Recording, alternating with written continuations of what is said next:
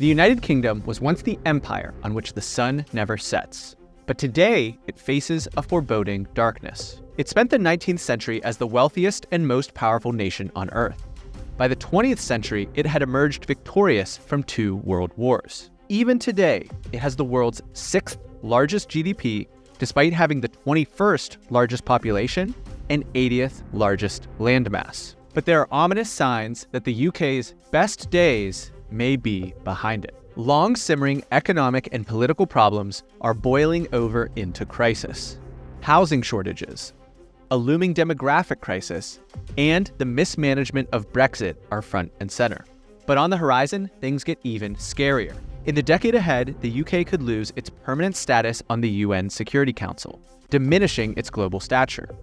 While at home, the government buckles under its enormous public services obligations. This requires urgent action, and it's not clear that any recent leaders are up to the task. The British people face a sober reality that not even the royal family can distract them from.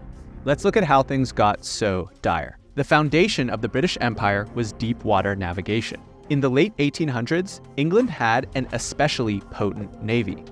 This enabled it to land forces at the time and place of its choosing, which kept its military a step ahead of competitors. Economically, it could switch trade partners at will, enriching the British population.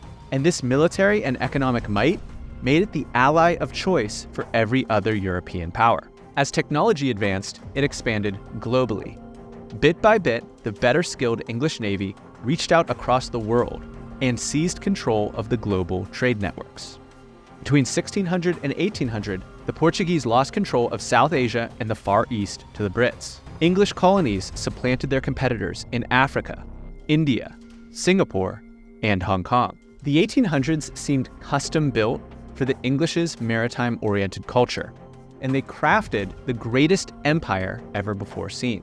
England then became one of the earliest nations to transition from an agrarian society to an industrial powerhouse. Their industrial revolution was catalyzed by abundant coal and iron, a skilled workforce, and cutting-edge technological advancements. British inventors created the spinning jenny, the water frame, and the power loom, which revolutionized the textile industries. Their engineers turned wooden boats into steam engine-powered battleships. All of this tilted the global economy towards the biggest island in the North Sea and made London the de facto center of the world.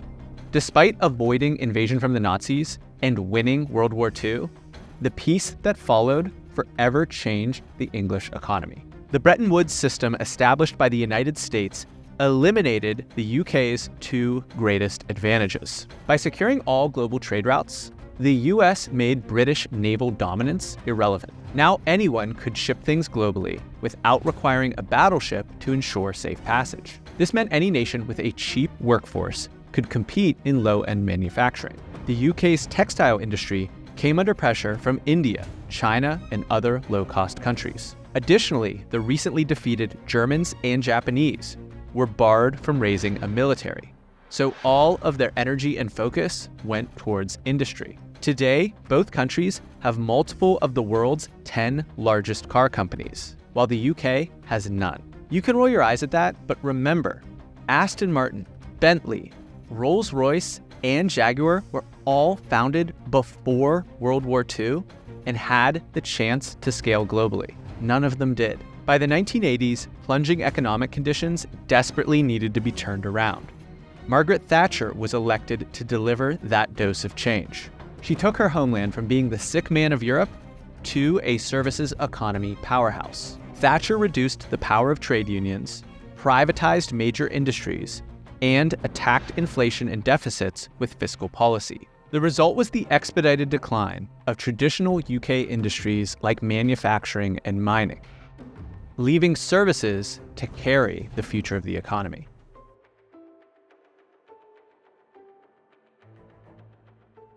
There are only 2 ways to provide services, with people and with software. Precisely 0 of the 50 largest software companies on Earth are British, and the UK is starting to run out of people. Better said, they're getting old at a dangerous rate. The UK government projects that by 2040, nearly 1 in 4 people in the UK will be aged 65 or over. That's an increase from around 1 in 5 today. This seemingly small shift will have enormous ramifications for the economy and public services. With time, there will be fewer and fewer working-age people to support pension and healthcare costs for the ballooning elderly population. As of 2021, there were 284 pensioners for every 1,000 workers. By 2040, that number is expected to rise to 365 pensioners. An aging crisis of this magnitude means slower economic growth as the workforce shrinks, higher taxes to cover public service costs, declining productivity as skilled workers retire, and immense strain on the National Health Service and social care system. Other developed nations like Japan and Germany are facing similar demographic time bombs, but the UK actually has it worse. Its fertility rate of 1.6 children per woman is one of the lowest in all of Europe.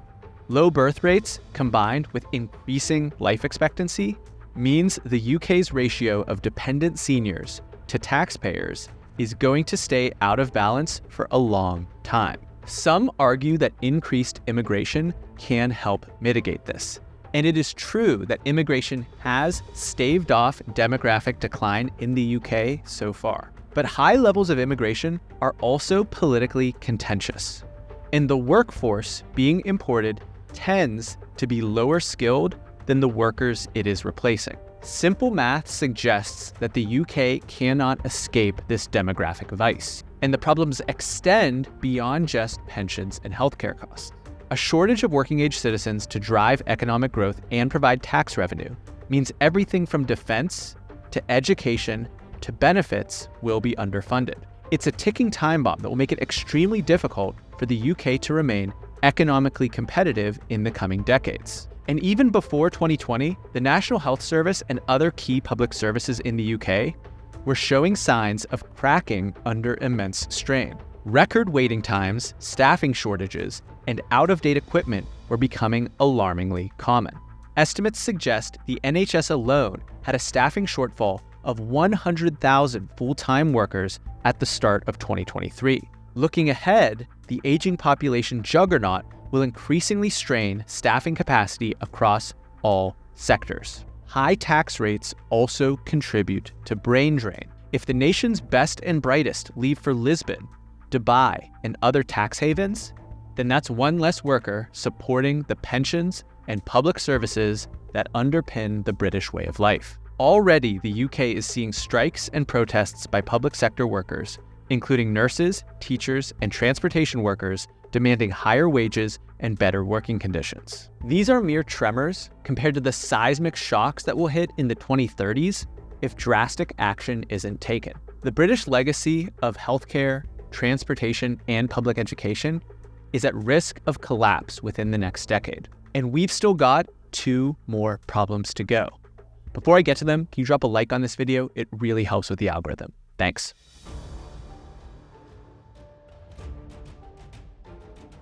When the British people voted in 2016 to leave the European Union, it was pitched as an opportunity to take back control over laws, borders, and money outside the constraints of EU regulation.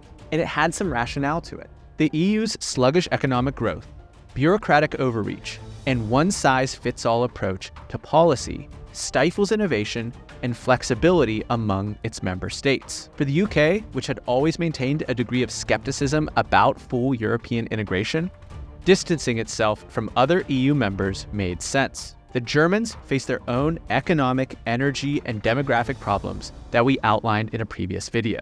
The entire Mediterranean region is in an extraordinary amount of debt, and Italy in particular has a pension crisis that makes the Brits blush. However, the reality of disentangling from the EU has proven to be much more complicated than expected, and the UK's negotiation position was weakened by internal political divisions. The lack of a clear, unified strategy led to years of uncertainty and delays. For instance, the drawn-out negotiations and political turmoil resulted in a 4-year gap between a trade deal signed with the EU. During this period, the UK's trade with Europe suffered significantly. According to the Office for National Statistics, exports to the EU fell by over £20 billion in 2021 compared to 2019. Moreover, the anticipated trade deals that were supposed to offset the loss of EU trade have been slow to materialize. By 2023, only a handful of new trade agreements were in place, many of which simply rolled over existing EU agreements rather than creating new opportunities. The much anticipated trade deal with the United States, seen as a key benefit of Brexit, took 4 years to materialize. It was pretty favorable to the Americans. It's also been a bureaucratic nightmare. The UK has had to spend millions on border infrastructure and for hiring customs officers.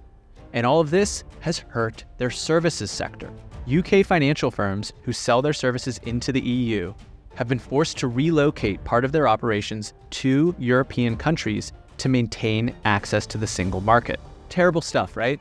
Well, gets worse.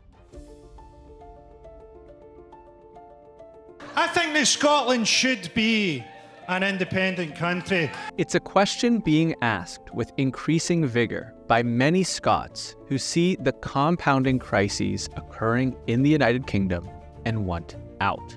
The Brexit referendum of 2016 marked a turning point for many Scots.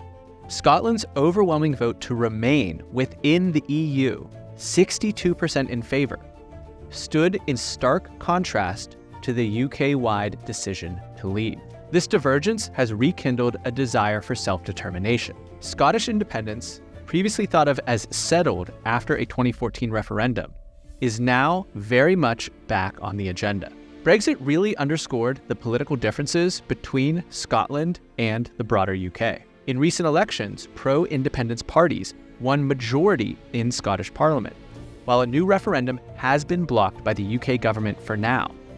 The idea of an independent Scotland in the 2030s no longer seems far-fetched, and there are several reasons why the independence movement has gained momentum in recent years. Scotland's demographics are trending younger compared to the rest of the UK.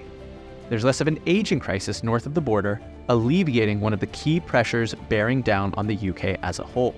Additionally, many of the UK's oil assets are located within Scotland's maritime borders. Many Scots look at these resources and conclude they would be better off charting their own economic course rather than remain shackled to the UK economy. So what would Scottish independence mean for the remnants of the United Kingdom? In short, disaster.